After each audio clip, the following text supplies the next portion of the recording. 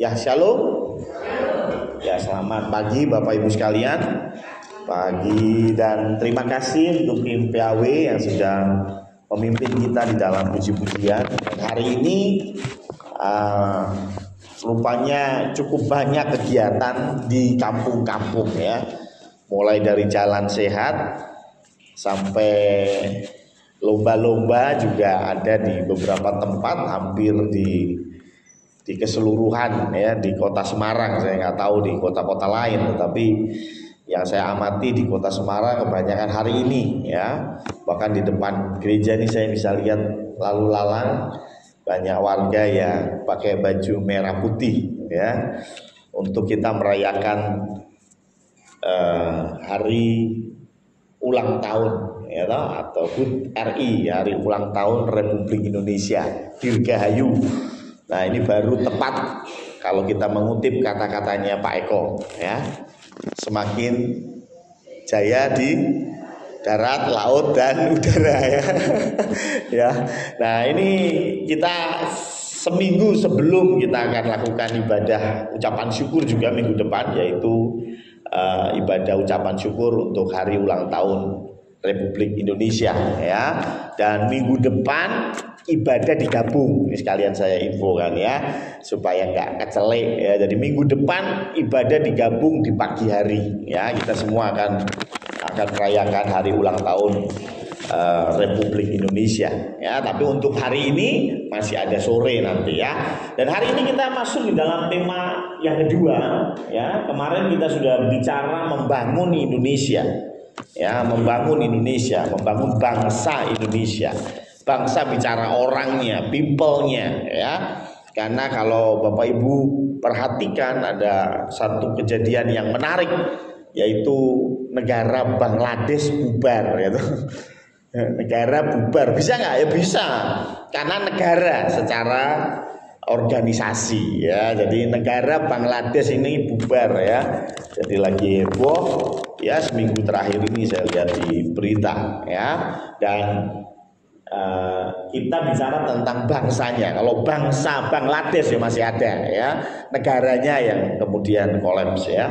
Dan hari ini kita belajar satu Indonesia gitu ya. Satu Indonesia ini tentu berbicara tentang kesatuan di dalam sebuah bernegara atau berbangsa, yaitu Indonesia. Nah, dasar dari ayat yang firman Tuhan yang akan kita bahas adalah dari Mazmur 133 ayat 1 sampai dengan ayat yang ketiga ya. Mazmur 133 ayat 1 sampai dengan ketiga. Bahkan kita nggak perlu baca, kita bisa nyanyikan ini ya, karena Mazmur itu sebetulnya pujian ya. Jadi Mazmur itu pujian. Jadi tidak salah kalau Mazmur itu dibaca dengan nyanyian, karena sebetulnya aslinya Mazmur itu nyanyian.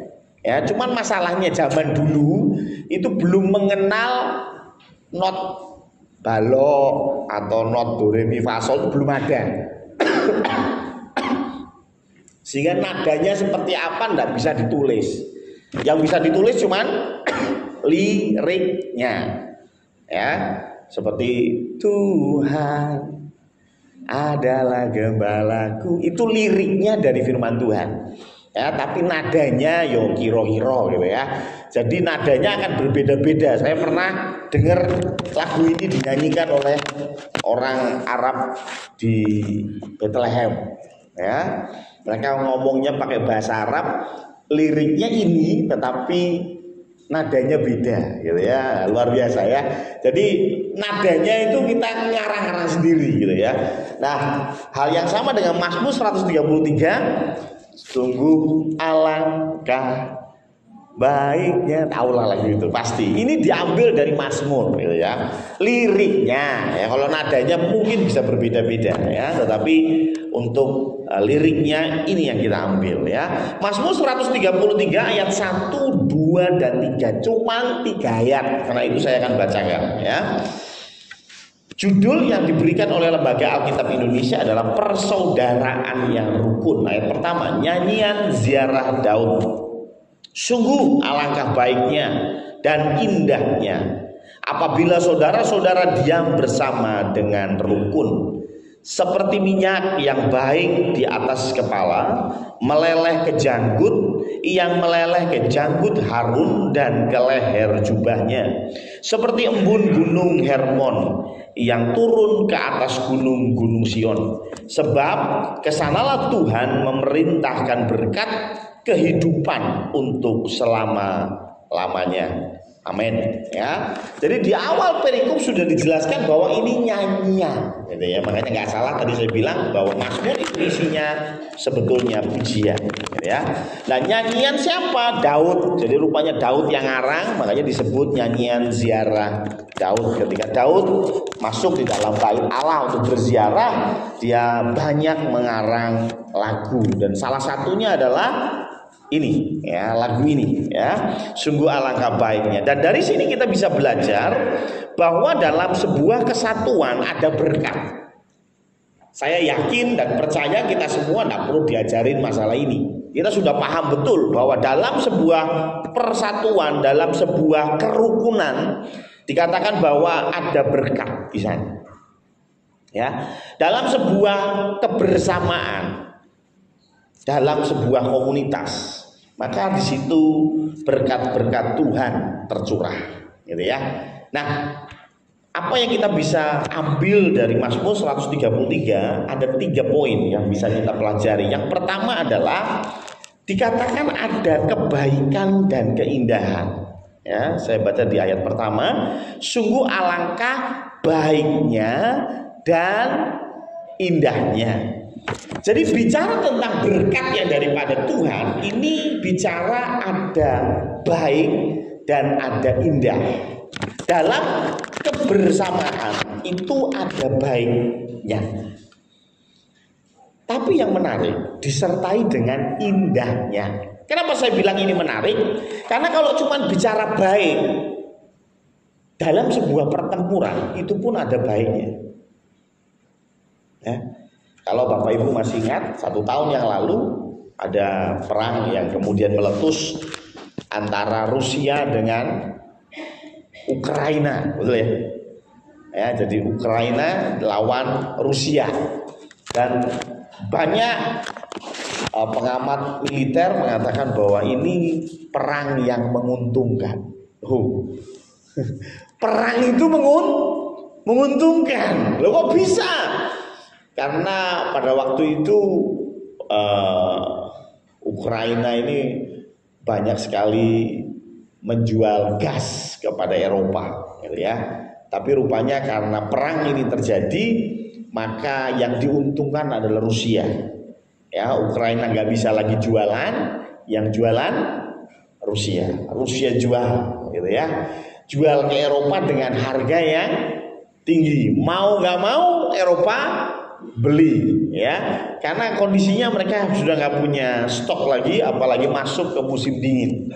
Eropa tanpa gas alam memasuki musim dingin itu bunuh diri, ya. Jangan dikira seperti kita yang kedinginan di Kopeng ya paling kasih selimut selesai, ya kan? Kalau di sana ketika Anda nggak punya pemanas di dalam ruangan, di dalam rumah Anda dan masuk musim dingin, itu selesai Bapak Ibu. Ya, di Finlandia saya ke sana musim panas. Musim panas. Suhu 15 derajat.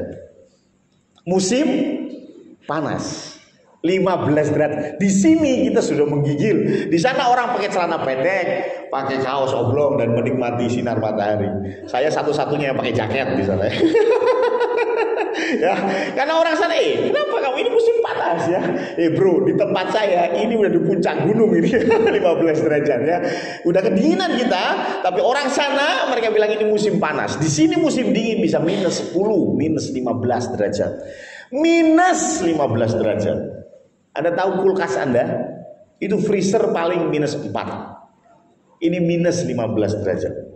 Ya. Artinya kalau Anda tidur tanpa pemanas, itu bunuh diri. Ya. Maka dari itu gas alam sangat penting. Mau nggak mau, berapapun harganya, Eropa akan bayar. Dan itu menguntungkan Rusia. Makanya banyak berkata bahwa ini perang nggak akan berhenti sebentar. Pasti perang ini akan lama. Loh kenapa? Karena tunggal. Jadi rupanya, maaf ya, dalam sebuah pertarungan atau dalam sebuah ketidakrukunan, rupanya ada keuntungan. Bisa jadi ada keuntungan, ya enggak? Ada keuntungan. Tetapi yang menarik, kalau kita rukun, tidak cuma bicara ada berkah, ada baik, tapi bicara ada indahnya. Nah, kalau perang itu ada indahnya, deh. Ya, saya yakin dan percaya sebaik apapun perang, pasti tidak akan ada indahnya. Mungkin ada untungnya. Tetanggamu ribut sama Pak RT, mungkin Anda diuntungkan, saya nggak tahu. Ya, mungkin ya, ketika papa mama Anda ribut, mungkin Anda sebagai anak diuntungkan. Ya, kenapa? Ada banyak cerita bagaimana papa mama ribut dan papa mama berusaha mengambil hati anaknya. Ya toh? Papanya beliin sepeda, mamanya nggak mau kalah. Ya toh? Beliin laptop terbaru, gitu ya. Papanya nggak mau kalah lagi, beli baju yang banyak, uang saku, mamanya nggak mau kalah lagi, kasih. Anak diuntungkan. Tapi apakah ada keindahan? Ngerti ya? Jadi ketika kita bicara tentang rukun, rupanya nggak cuma bicara ada baiknya, ada untungnya, ada berkatnya, tetapi di balik berkat itu ada indahnya. Itulah mengapa firman Tuhan bilang, sungguh alangkah baiknya, dan bukan atau, tetapi dan, artinya dua-duanya, baik dan indah. Jadi yang pertama, ketika kita rukun, ada keuntungan, ada kebaikan, tetapi juga pasti ada sebuah keindahan. Yang kedua, dikatakan di sini ada minyak yang baik, ayat yang kedua ya. Di atas kepala meleleh ke janggut dan meleleh ke janggut Harun. Janggut Harun itu bicara janggut yang panjang, ya. Dan meleleh ke jubahnya. Seperti embun gunung Hermon yang turun di atas gunung-gunung Sion. Yang kedua bicara bahwa ada minyak. Minyak ini zaman itu, ini berbicara tentang berkat. Minyak itu bicara tentang urapan. Minyak itu bicara tentang pilihan Tuhan. Bahkan kalau kita bicara tentang Kristus. Kristus itu bahasa Yunani, bahasa Ibrania adalah Mesias. Ya, artinya apa? Yang diurapi. Yang diurapi itu ketika ada minyak diletakkan di kepala, itu diurapi. Ya. Jadi ketika kita bicara minyak yang baik di atas kepala, itu bicara tentang satu berkat spesial khusus daripada Allah. Karena ini bicara diurapi. Sesuatu yang supranatural. Tetapi yang menarik adalah tidak hanya bicara supranatural, tetapi bicara berkat itu menurun dari atas, turun sampai bawah. Saya mau mengkritiki sesuatu yang mungkin minggu depan akan semakin heboh, yaitu Nusantara Baru.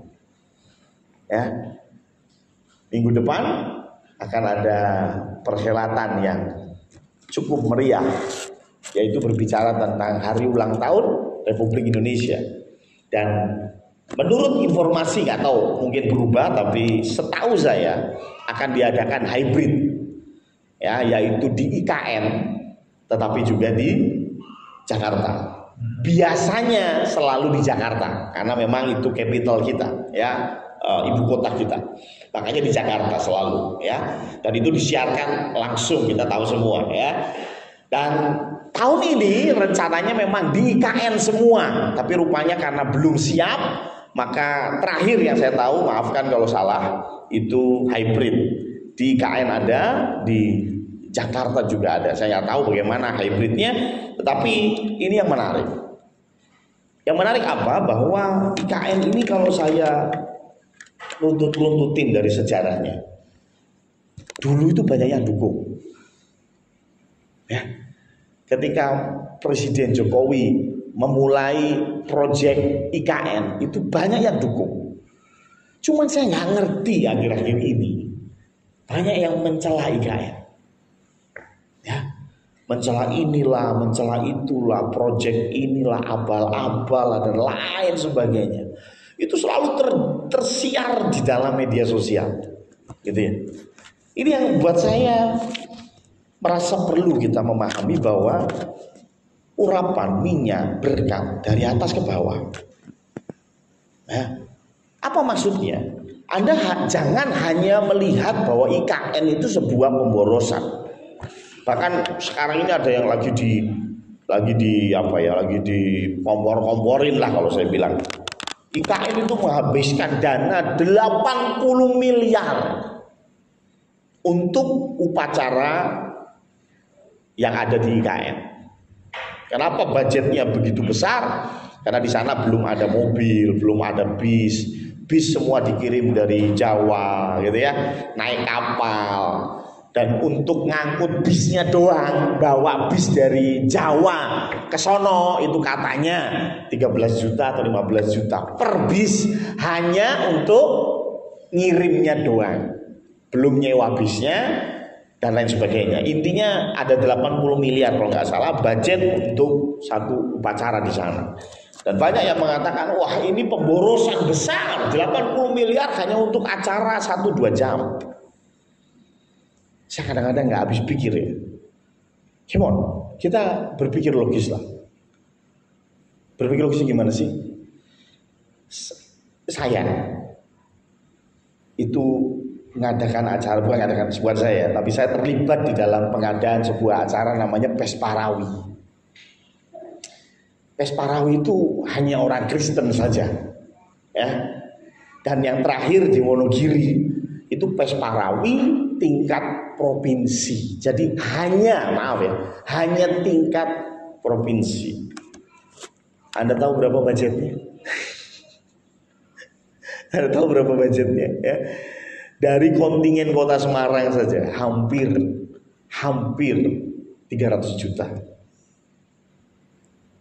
Ya, hampir 300 juta. Itu hanya Kota Semarang. Saya nggak tahu berapa kalkulasi total. Tapi kalau saya lihat ada berapa banyak kontingen yang datang, mungkin perkiraan saya tembuslah 2M. Hanya untuk acara yang berlangsung beberapa hari. Betul ya? Dan tingkatnya provinsi. Ini tingkat nasional loh Bapak Ibu. Ya, tingkat nasional. Dan habisnya segitu buat saya, bukannya saya berarti sok kaya, enggak. Ya, tetapi saya pernah terlibat di dalam sebuah acara yang namanya Pesparawi tingkat provinsi gitu. Saya bisa membandingkan itu. Ya, dan budget itu menurut saya tidak berlebihan. Kenapa? Bapak Ibu tahu nggak? Ada yang namanya Project Mercusuar. Proyek ini dilakukan oleh Insinyur Soekarno. Salah satunya masih kita lihat sekarang, yaitu Monas. Monas itu proyek mercusuar. Supaya apa? Supaya dunia melihat ini loh Indonesia. Dan ketika kita bicara dunia melihat Indonesia bisa bangun seperti ini, Indonesia stabil politiknya, Indonesia stabil keamanannya, apa yang diharapkan? Kerjasama dengan negara-negara lain. Nah, kalau Indonesia isinya cuman bunuh-bunuhan, bom bunuh diri, gereja dibom, kira-kira ada yang mau kerjasama dengan Indonesia nggak? Jangan dilihat hanya satu momen hari ulang tahun Republik Indonesia ngabisin dana 80M. Jangan dilihat itu. Anda saja mantu entek piro. Mantu bro. Mantu levelnya paling kota. Ya kan, entek piro wis gitu. Nah, ini tingkat internasional loh ya. Tamu-tamu undangan, tamu-tamu yang pastinya dari negara-negara sahabat. Ya. Masa sih kita mau kasih hotel losmen? Ini nggak mungkin lah. Ya, tolonglah. Maksud saya gitu. Kalau dari puncak pimpinan itu dapat berkat, kita yang di bawah itu kecipratan kok. Firman Tuhan bilang begitu. Ya. Kalau negara Indonesia ini dipandang di negara-negara lain di dunia, Loh, kita ini juga ikut dipandang kok. Ya, maaf ya, kalau Anda ke Malaysia, Anda ke Singapura, kalau yang bentuk-bentuknya kayak Anton gini masih oke lah. Kalau bentuk-bentuknya kayak saya ini, pasti ditanyanya apa? TKI ya?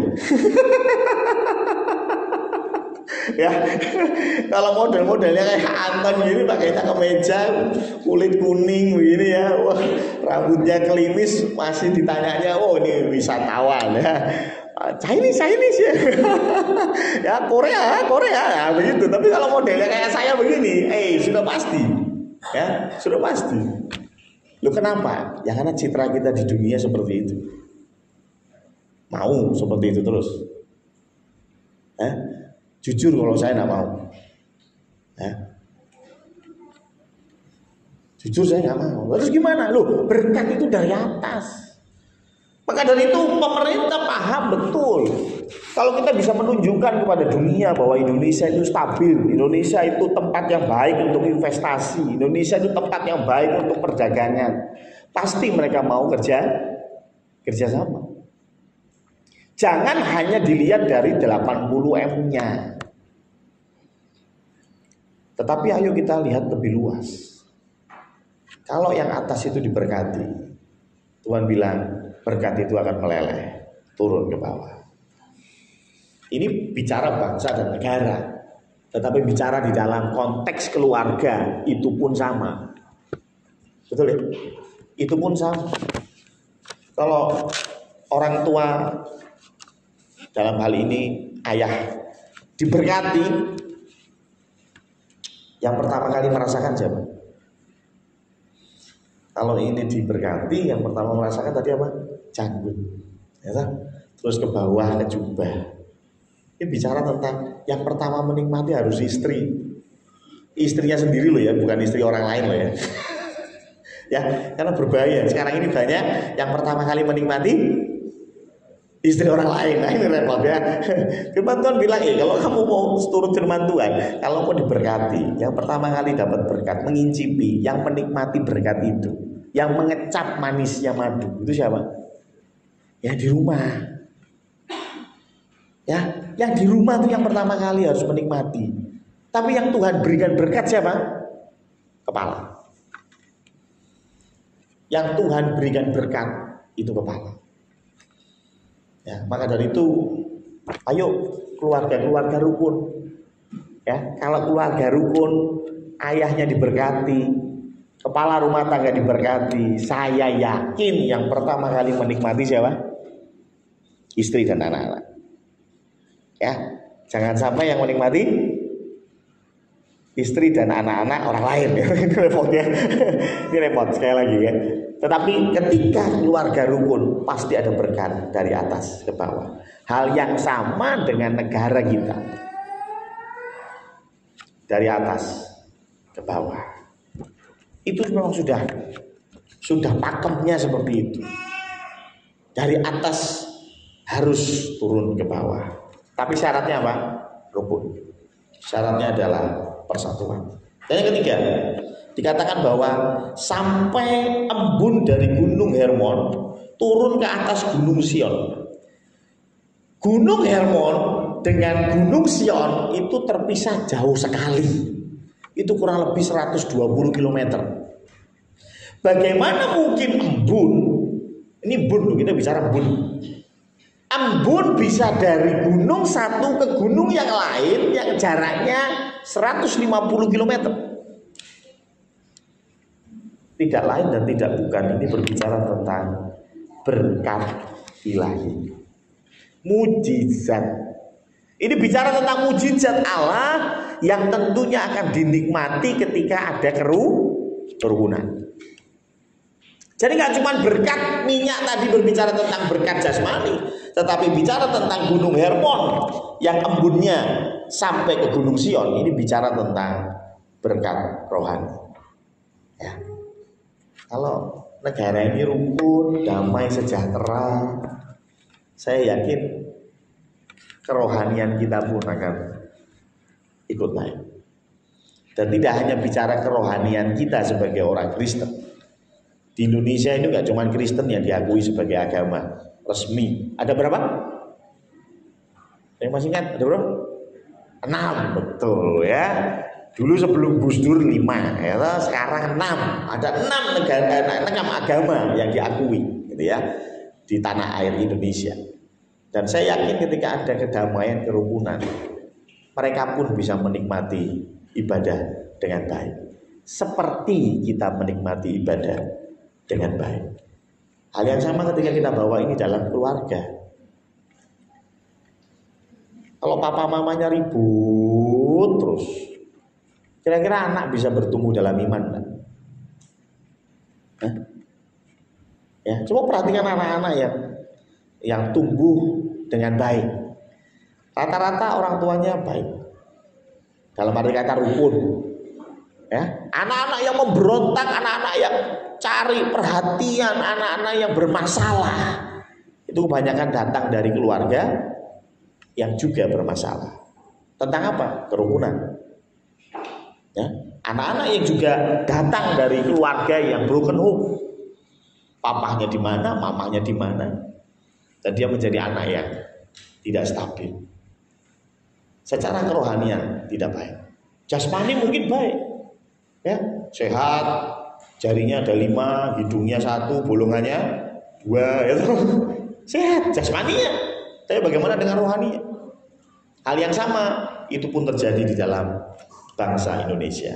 Nah, jadi 3 hal tadi janji Tuhan. Kalau kita rukun, ada kebaikan dan keindahan, ada urapan dari atas ke bawah, ada mujizat, ada karya Tuhan. Tetapi pertanyaan selanjutnya, bagaimana cara untuk rukun dalam sebuah kesatuan? Piye carane? Saya nyiapin ada 1, 2, 3, 4, 5. Teman, tadinya banyak ya, tapi saya sortir jadi 5 dan kayaknya saya akan sortir lagi supaya tidak terlalu lama, ya. Yang pertama, yang menurut saya paling penting dalam konteks bagaimana untuk bersatu adalah, coba kita lihat di dalam Filipi 2 ayat 1 sampai 11. Filipi 2 ayat 1 sampai dengan 11.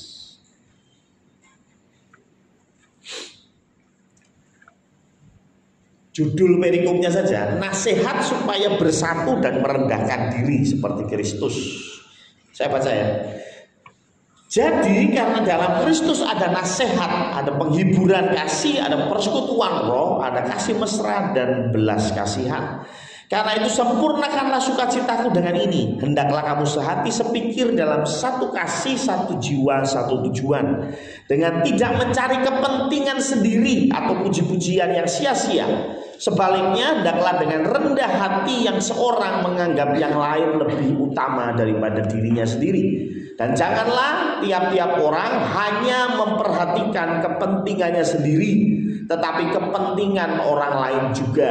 Hendaklah kamu dalam hidupmu bersama menaruh pikiran dan perasaan yang terdapat juga dalam Kristus Yesus, yang walaupun dalam rupa Allah tidak menganggap kesetaraan dengan Allah itu sebagai milik yang harus dipertahankan, melainkan telah mengosongkan dirinya sendiri dan mengambil rupa seorang hamba dan menjadi sama dengan manusia, dan dalam keadaan sebagai manusia ia telah merendahkan dirinya dan taat sampai mati, bahkan sampai mati di kayu salib. Itulah sebabnya Allah sangat meninggikan dia dan mengaruniakan kepadanya nama di atas segala nama, supaya dalam nama Yesus bertekuk lutut segala yang ada di langit dan yang ada di atas bumi dan yang ada di bawah bumi, dan segala lidah mengaku Yesus Kristus adalah Tuhan bagi kemuliaan Allah Bapa. Amin. Jadi menurut saya yang paling penting dalam sebuah persatuan adalah ayo merendahkan diri. Merendahkan diri. Rendahkan hatimu, alias tidak tinggi hati. Rendah hati itu kan berarti lawannya tinggi hati. Tinggi hati apa sih? Sombong. Perhatikan ini. Orang akan punya siklus atau punya komunitas yang kurang lebih satu frekuensi dengan dia. Pasti. Ya. Putri senengane bedol singkong. Dari itu teman-temannya yang mulai mendekat adalah teman-teman yang sama-sama suka bedol singkong. Contoh Bu Harti ya.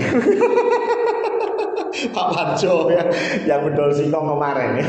Jadi artinya kita ini selalu punya siklus yang satu frekuensi dengan kita. Jujur atau enggak, diakui atau tidak, itu yang terjadi. Febri seneng musik, pasti lama-lama akan tersaring. Teman-teman yang dekat ya yang satu frekuensi, yang sama-sama suka musik, yang suka nguling-nguling, yang suka mainin sound misalnya, pasti larinya ke situ. Pak Budi sukanya apa? Maka dia akan punya komunitas yang kurang lebih sama, gitu ya.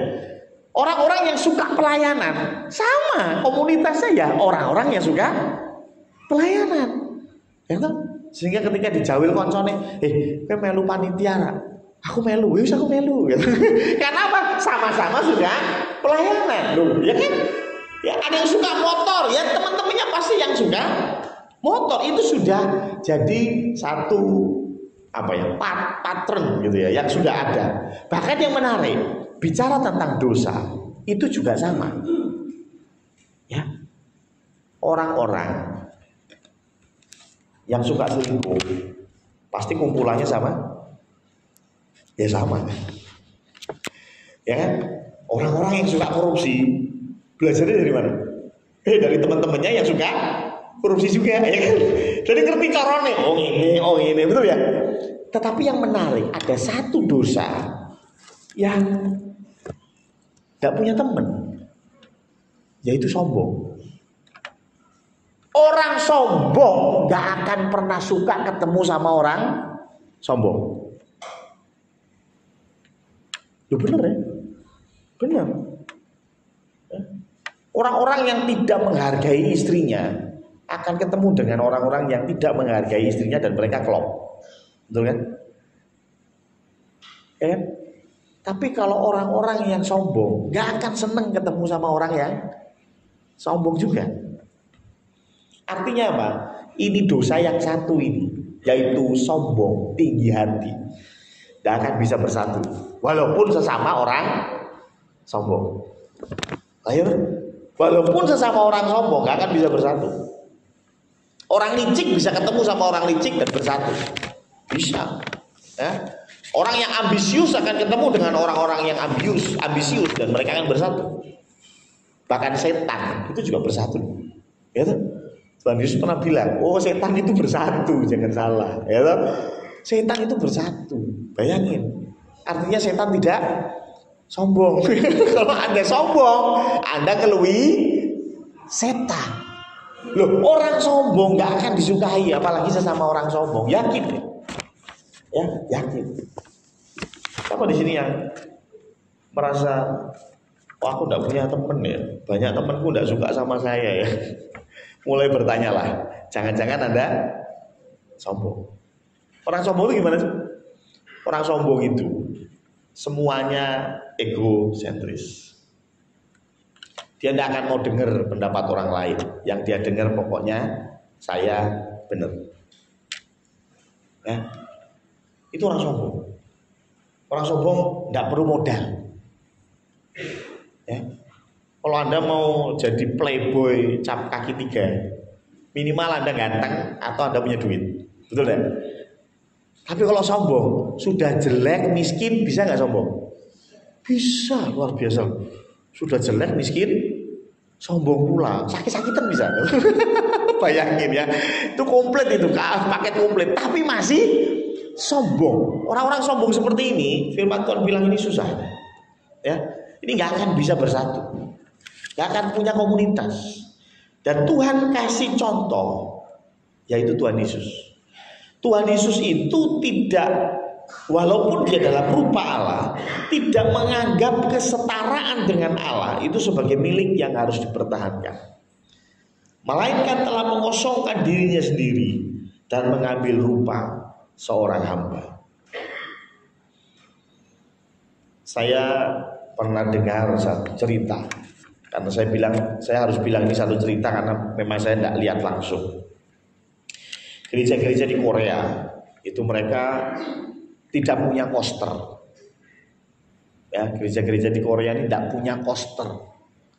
Terus yang bersihin gereja, yang bersihin kamar mandi siapa? Jemaat.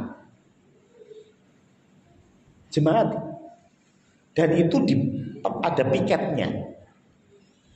Jadi kalau hari ini yang bersihin toilet, yang bersihin gereja Pak Bowo sama Pak Darto, wis. Mereka berdua yang bersihin.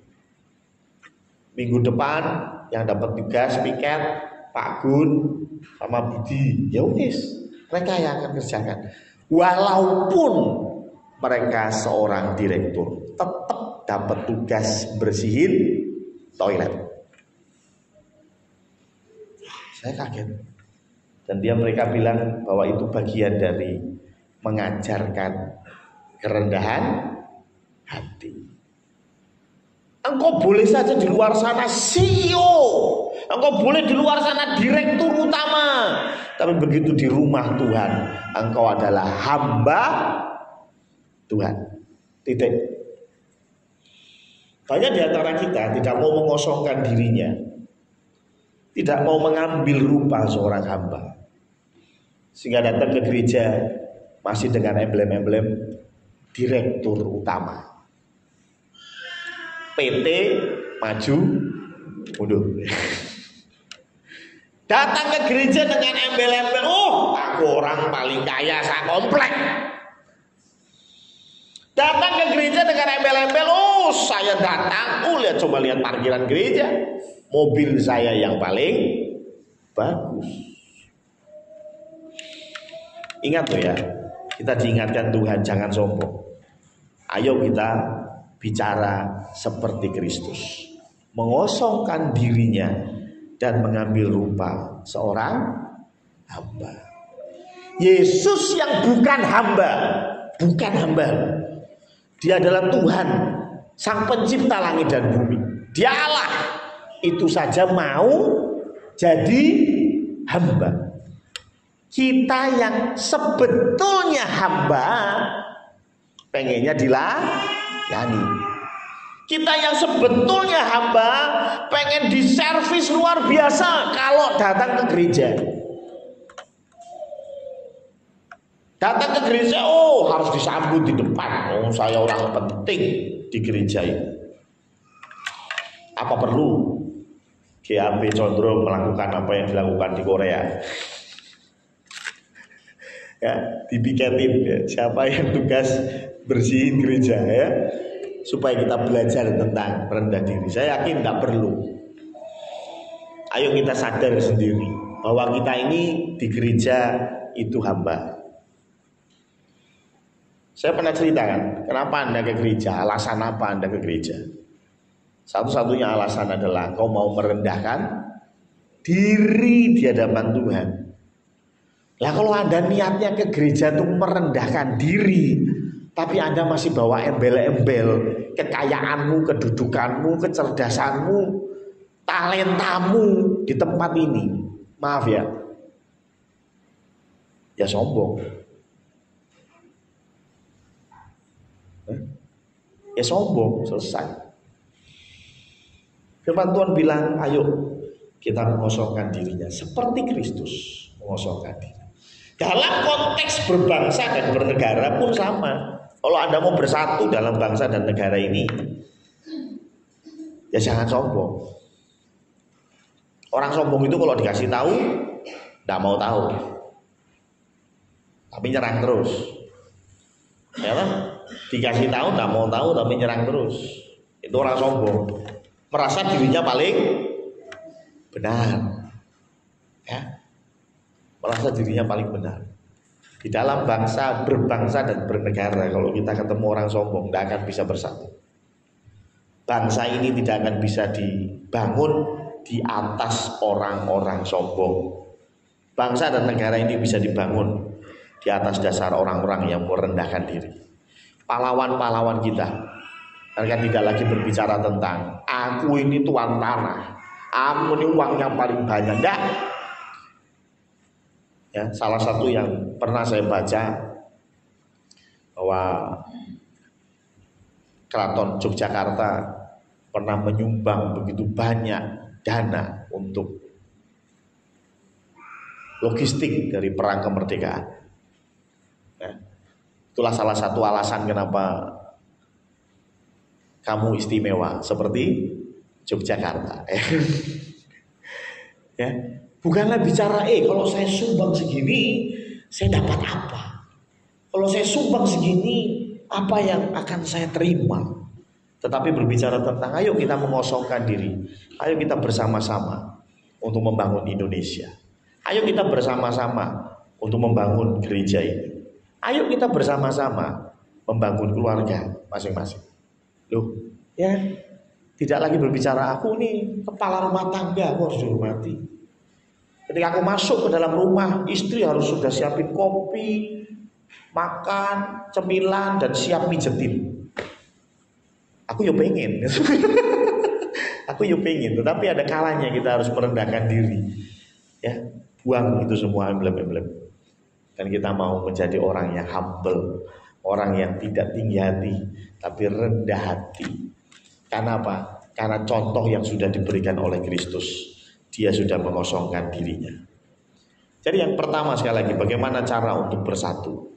Jangan sombong. Yang kedua,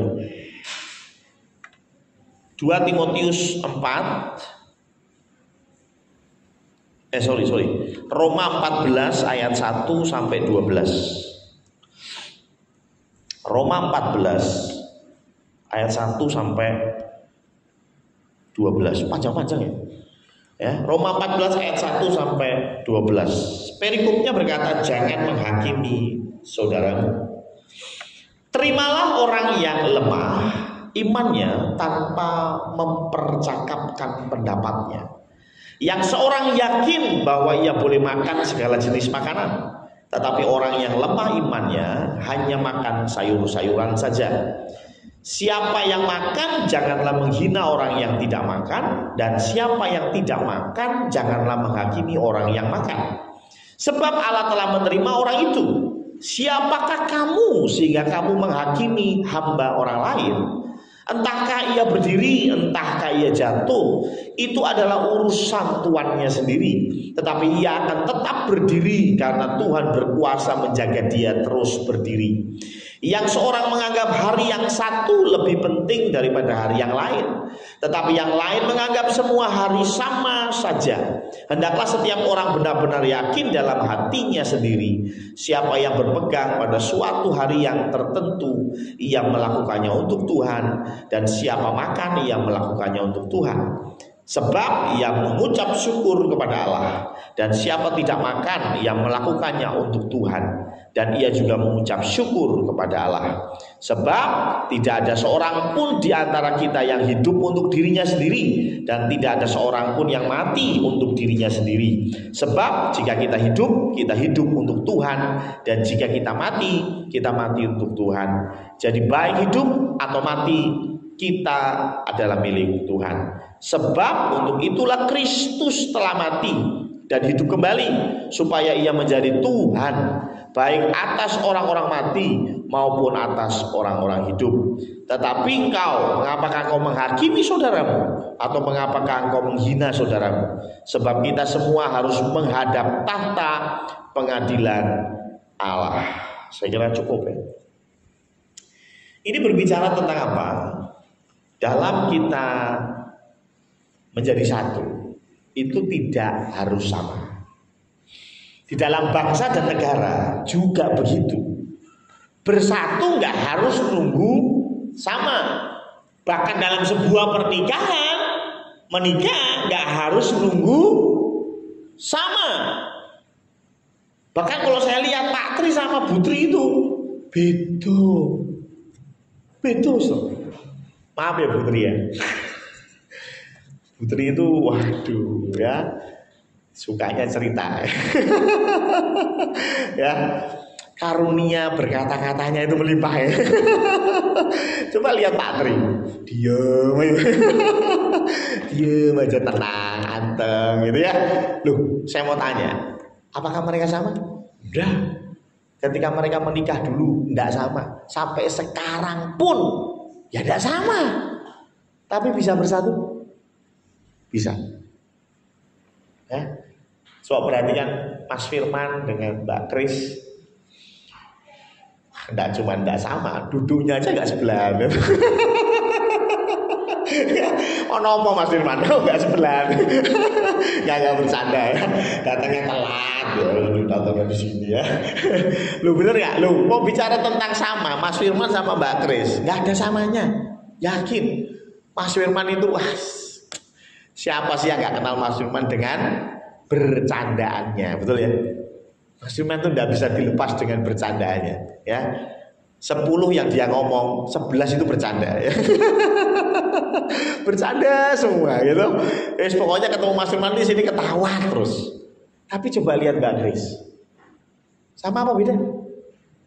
Mereka ada yang ngomong sama, bertobatlah ya. Mas Firman sama Mbak Kris itu beda, wis toh, beda. Bisa bersatu? Ya bisa tuh. Sampai punya anak satu gitu. Berarti bersatu terus gitu. Loh, berbicara tentang bersatu tidak harus sama. Kalau kita bicara tentang satu Indonesia, tentunya tidak sama. Bahkan Indonesia ini bangsa yang paling beragam. Kalau Anda ke Arab Saudi, semua ngomongnya bahasa Arab. Semua orang Arab. Arab Saudi. Coba lihat Indonesia. 17.000 lebih pulau.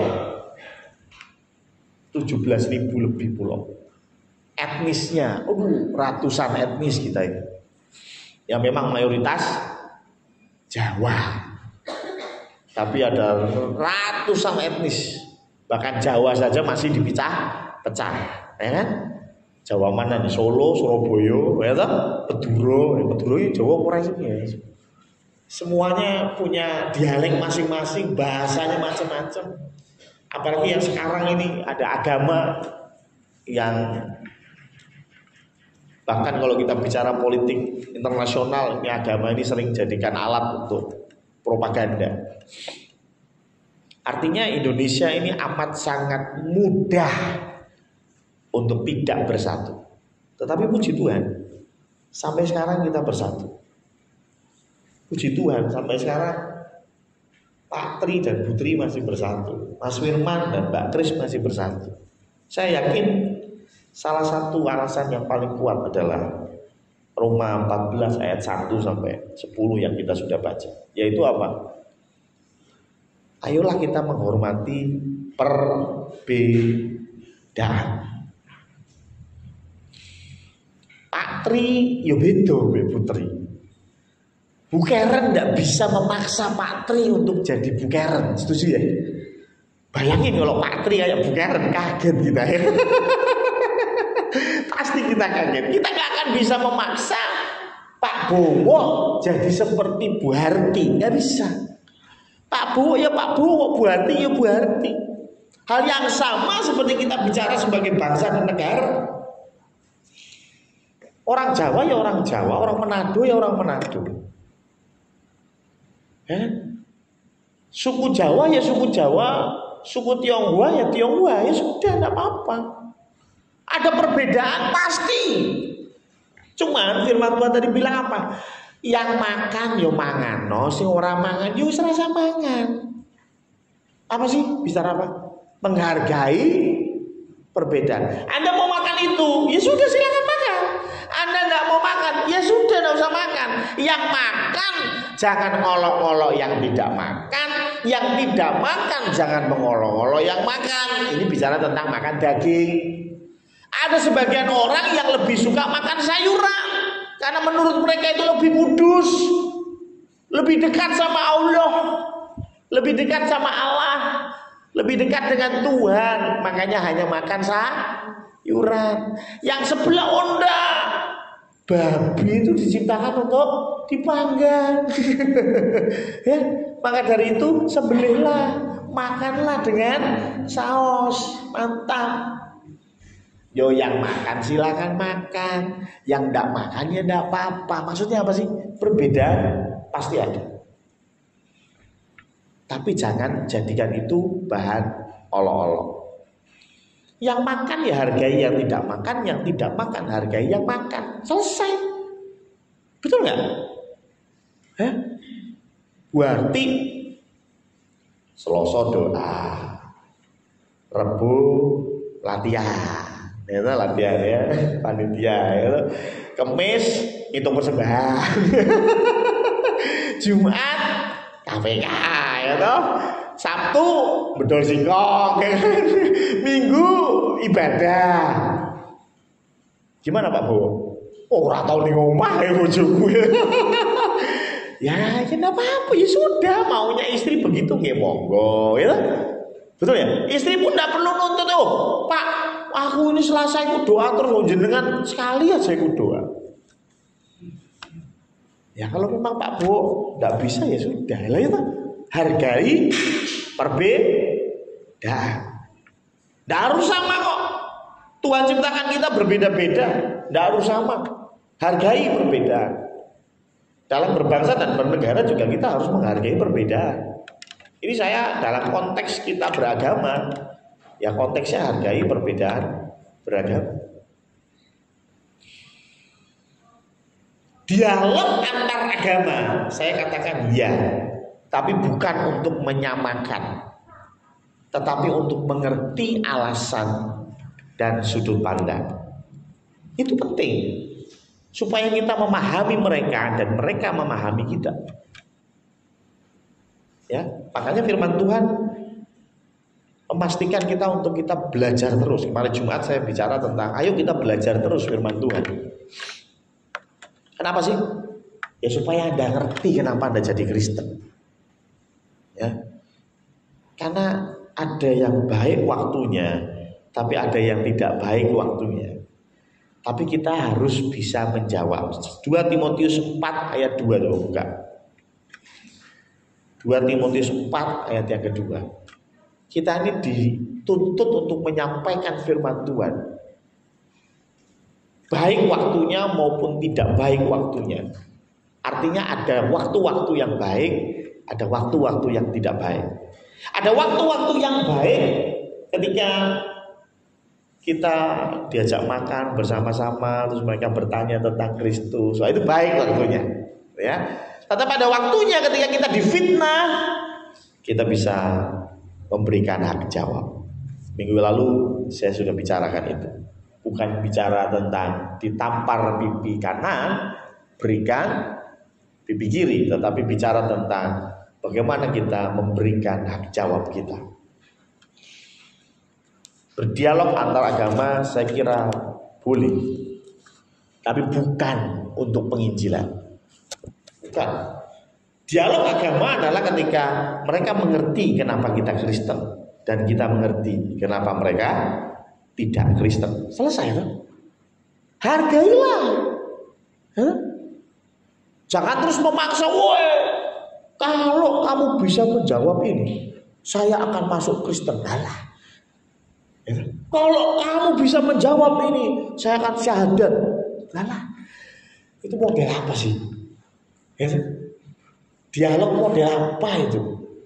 Kalau kita mau berdiskusi tentang agama, tidak terus kemudian satu jadi ini, satu jadi itu, enggak. Cuman supaya Anda tahu kenapa saya percaya Alkitab. Kenapa saya percaya Alkitab lebih daripada saya percaya Al-Quran. Kalau bicara tentang Yesus, ya karena Alkitab itu, Injil itu yang nulis siapa? Muridnya Tuhan Yesus yang hidup 3 tahun 4 bulan bersama Yesus, makan bareng Yesus, kemana-mana bareng Yesus, lihat mujizatnya Yesus, dan mereka menulis itu di waktu mereka masih hidup. Terus ada buku lain yang kurang lebih muncul 600 tahun lebih. Bapak Ibu tahu Nabi Muhammad itu mulai menyiarkan agamanya tahun 635. Tetapi beberapa sumber Islam bukan dari Kristen, sumber Islam mengatakan Al-Quran itu baru ditulis 200 tahun kemudian. Berarti sekitar tahun 800-an itu Al-Quran baru ditulis. Dan mereka menulis tentang Isa yang kemudian di Isa itu dari bahasa Yunani Isos. Ya, Yesus Kristus itu Isos, Kristos, ya kan? Bahasa Yunani Isos itu jadi Isa, ya, dalam bahasa Arab. Dan mereka menulis tentang Isa. Kenapa saya lebih percaya Injil daripada percaya Al-Quran? Tak jawab. Lah wong sing kene iki sing nulis sapa? Murite. Langsung lihat sendiri. Sedangkan yang buku 1 ditulis ratusan tahun setelah Tuhan Yesus. Dan yang nulis tidak pernah kenal, tidak pernah makan bareng, tidak pernah jalan-jalan ke mall bareng. Terus aku kon percaya. Ini bukan masalah iman. Ini masalah cara pandangku. Kenapa aku percaya yang ditulis Alkitab? Ya itu alasannya. Ya sudah itu aja. Nggak usah terus masalah, aku tak mau syahadat, aku tak mlebu Kristen. Alah, opo sih? Ya. Anda mau tahu kenapa saya Kristen? Tak jawab. Sekarang gantian aku mau tanya, kenapa Anda percaya Al-Quran? Jawaban kan gitu kan? Ketika dia jawab, maka saya langsung jadi mualaf. Yo enggak juga. Urusannya apa? Saya cuma pengen tahu pola pikirmu bagaimana, cara pandangmu bagaimana. Ya? Makanya firman Tuhan bilang, ayo kita belajar dan belajar. Kenapa? Ada waktu. Beritakanlah firman. Siap sedialah, baik atau tidak baik waktunya. Nyatakanlah apa yang salah, tegurlah dan nasihatilah dengan segala kesabaran dan pengajaran. Perbedaan ada dan tidak akan bisa disamakan.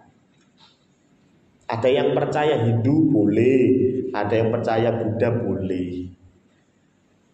Saya pun mencoba mengerti kenapa mereka percaya kepada Hindu, kenapa mereka percaya kepada Buddha, kenapa mereka percaya kepada Islam. Tetapi jangan sampai salah, kita harus tahu alasan kenapa kita percaya Yesus Kristus. Jangan cuma ditanya kenapa jadi orang Kristen. Lah piye? Bapakku pendeta. Itu jawaban saya ketika saya masuk SMP kelas 1. Ketika saya masuk SMP kelas 1, saya sekolah di SMP 1. Pertama kali saya sekolah di SMP negeri, di sekolah negeri. Dan di situ ditanya, kenapa kamu Kristen? Itu tahun 94, ya, 30 tahun yang lalu. Dan saya tidak bisa menjawab. Saya hanya jawab, ya piye bapakku pendeta. Ya bagaimana mungkin saya tidak jadi Kristen? Ya saya jadi Kristen. Itu jawaban terbodoh yang pernah saya jawab. Tapi sekarang saya tahu kenapa saya Kristen. Pertanyaannya, Anda tahu nggak kenapa Anda Kristen? Kenapa? Akan ada waktunya. Kita ditanyakan. Bukan berarti kita harus memaksa orang lain percaya kita, enggak. Tapi ketika kita memberitakan firman, menyampaikan firman, mereka tahu cara berpikir kita. Cara berpikir kita, mereka tahu. Tetapi tidak untuk diperdebatkan, tapi dialog. Debat itu kelihatannya kayak bunuh-bunuhan, salah-salahan, menang atau kalah. Tetapi dialog itu lebih baik. Berbicara tentang apa yang Anda pikirkan dan apa yang saya pikirkan. Kalau di dalam bangsa dan negara kita menghormati perbedaan. Ya sudahlah, tidak perlu terlalu stres untuk urusan-urusan yang remeh, temeh. Saya kasih contoh sederhana. Perbedaan budaya ya. Perbedaan budaya. Saya dengan Iren beda budaya. Pasti. Ketika opanya meninggal 1 bulan yang lalu, masih ingat ya? Iren harus pulang ke Manado untuk menghadiri pemakaman opanya. Terus sampai di sini dia rupanya waktu itu pakai baju merah kalau nggak salah. Terus tiba-tiba dia kaget, aduh, aku pakai baju merah, saya bingung, loh kenapa? Ya. Dia bilang, oh kalau di Manado setelah ada yang kedukaan itu nggak boleh pakai baju merah, ya. Sampai berapa lama kan? 1 tahun katanya. Dari 1 tahun itu forbidden, ya. Mau ini merah, Anda ya lepas ya. Ya, nggak boleh pakai baju merah selama 1 tahun. Gitu ya. Loh, ini kan perbedaan. Di Jawa boleh nggak? Ya boleh, nggak ada masalah gitu kan. Terus saya tanya, kenapa? Dia juga nggak ngerti. Gitu. Kenapa nggak ngerti gue? Pokoknya dari dulu begitu. Pokoknya kalau ada yang meninggal setahun itu nggak boleh pakai baju merah. Saya coba cari-cari referensi dan rupanya itu karena merah itu melambangkan sukacita. Ya. Sedangkan ini masih dalam masa berkabung, gitu ya. Maka dari itu tidak boleh pakai baju merah. Sama seperti kita dulu, ya, kalau ke pemakaman biasanya pakai baju hitam, ya kan? Pemakaman ini berdua. Enggak. Ya kan biasanya begitu ya. Ini mewujudkan ini kita berduka makanya pakai baju hitam, gitu ya. Sama di Jawa juga ada hal semacam itu. Cuman bedanya kalau di Manado 1 tahun penuh, gitu ya. Oke lah. Ya sudah, itu budaya dia. Dan alasannya pun ya karena menunjukkan bahwa dalam kedukaan. Ya is okay. Ya. Tapi kalau di Semarang ya karena nggak ada orang Manadonya, ya kamu pakai baju merah is okay, nggak ada masalah, ya kan? Betul ya, paham? Tapi kalau kamu pulang ke Manado daripada ribut, betul ya? Cuman masalah baju kok guys. Ya sudahlah pakai baju yang lain, nggak usah baju merah karena upahnya belum setahun, loh betul ya? Daripada ribut ya. Cuma masalah baju kok. Apakah Iren terus langsung sampai di Manado terus pakai baju merah sambil menunjukkan bahwa saya akan tentang budaya ini ya. Ngapain gitu ya? Kurang kerjaan gitu. Ngapain? Ya sudah lah, tinggal pakai baju yang lain. Ada baju hitam, ada baju putih, ada baju yang lain. Serah. Toh itu cuman baju, bukan sesuatu yang terlalu fundamental. Hal yang sama ketika Iren ini sedang hamil. Aduh, banyak sekali. Saya berterima kasih kepada seluruh jemaat. Banyak sekali nasihat-nasihat yang masuk. Ya, tapi maaf, Iren selalu ngomong ke saya. Ya. Ada nasihat-nasihat yang masuk dan selalu Iren ngomong ke saya. Saya bilang sederhana, Nek, nasihatnya itu masuk akal, ya lakukan. Kalau nasihatnya nggak masuk akal, nah, ngapain? Cumanya nggak usah ribut juga, gitu. Diani we ngopo, gitu. Oh ya diani, wes ngono ae selesai, gitu. Kadang-kadang nggak masuk akal, ya. Dan ternyata ini juga budaya di Manado sama ya, ya. Contohnya. Kalau hamil katanya suruh bawa peniti, apa? Peniti. Nah, hamil suruh bawa peniti. Coba, menurut Anda lah. Kita kan kemarin minggu lalu kita belajar, ya toh, bahwa judi sama ya judi itu yang membedakan apa? Tolol apa enggak itu saya. Ya kan, kita sudah belajar itu ya. Sekarang kalau hamil bawa peniti jarum, oke. Apa itu faedahnya? Tell me. Loh ini bicara dialog ya, supaya saya tahu sudut pandang Anda dan saya mengerti. Kalau saya mau setuju dengan Anda ya saya akan lakukan. Kalau saya nggak setuju dengan pandangan Anda ya saya nggak lakukan. Dan Anda jangan marah. Kenapa? Perbedaan. Oke, perbedaan. Buat apa bawa peniti? Saya mau tanya, Ren, lebih nyaman bawa peniti atau bawa duit cash 1 juta? Lu bener gak ya kan? Kalau Bu Arti pasti nasihatnya beda. Nah, kalau hamil kemana-mana tolong bawa kartu BPJS, uang cash. Loh itu lebih masuk akal ya? Setuju ya? Iya dong, ya kan? Ada lagi juga yang ngomong, aduh, kalau hamil itu harus kemana-mana bawa apa? Gunting ya Bu Arti ya? Gunting katanya. Pertanyaan sederhana, ini kan dialog nih, dialog. Buat apa gunting? Gunting uang, oh haleluya. Oke, luar biasa ya ini ya. Jadi ternyata Bapak Ibu ya toh, kalau hamil itu bawa gunting untuk gunting uang. Oh kalau gitu sih saya juga akan bawa gunting mulai sekarang ya. Nggak usah nunggu hamil ya toh, gunting uang masih enak ya kan. Nah, maksud saya sekali lagi itu perbedaan ya toh. Kalau dirasa itu tidak terlalu fundamental ya sudahlah daripada ribut. Lah ya kan? Tapi ingat harus memahami bahwa kita berbeda. Kita berbeda.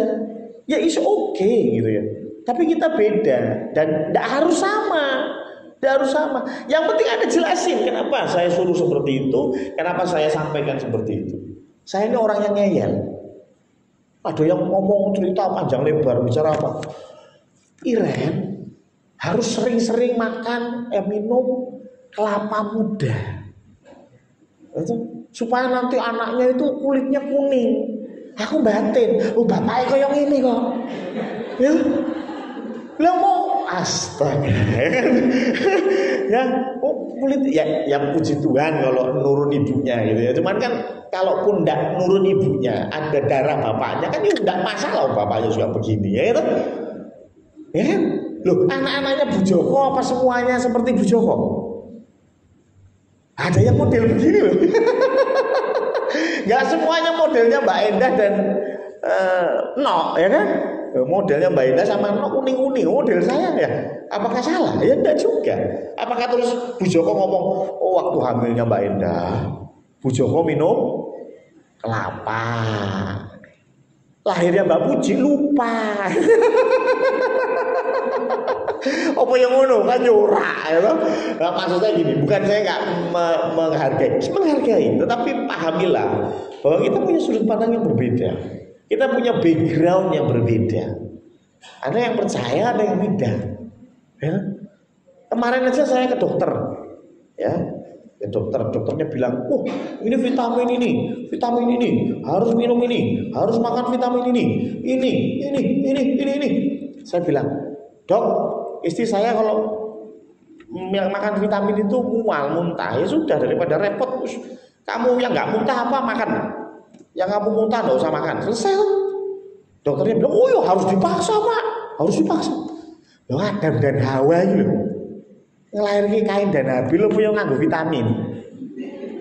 Lo nggak maksudnya jujur aja ya toh. Logikanya gitu loh.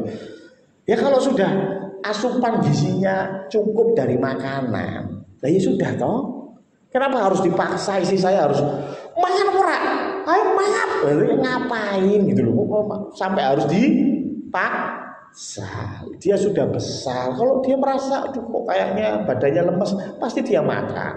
Oh nggak mau makan, ya bagaimana caranya? Ada yang cara lain. Ya selama dia mau makan ya sudah, nggak usah diperdebatkan.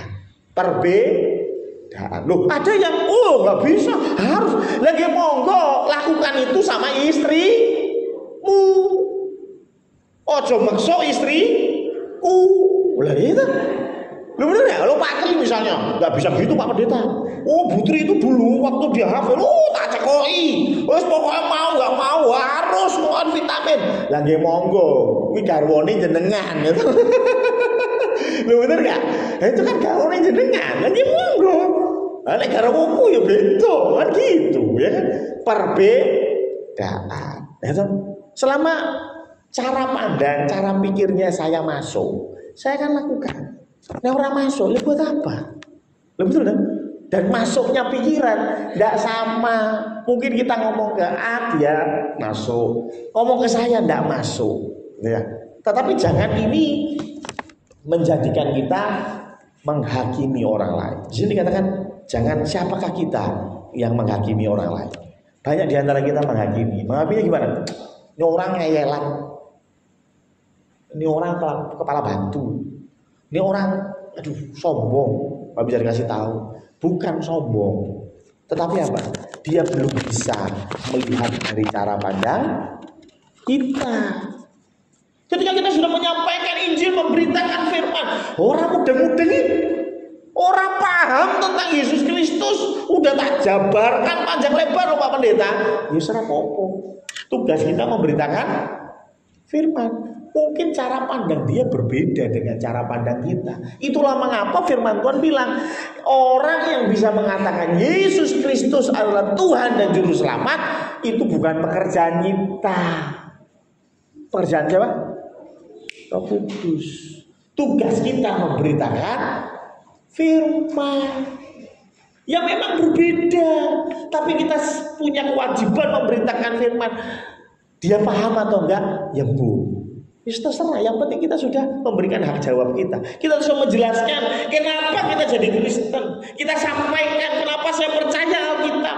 Kita sampaikan. Kalau bicara tentang Abraham, saya lebih percaya tulisannya orang Yahudi. Betul kan? Bukan tulisannya orang Arab, maaf. Saya lebih percaya tulisannya orang Yahudi. Loh, ada tak tulisannya orang Yahudi? Ada. Di mana? Di Alkitabmu, Perjanjian Lama. Itu tulisannya orang siapa? Orang Yahudi. Mereka menulis tentang Abraham? Ya. Oh, tapi jaraknya jauh. Anda tahu Abraham ditulis di kitab apa?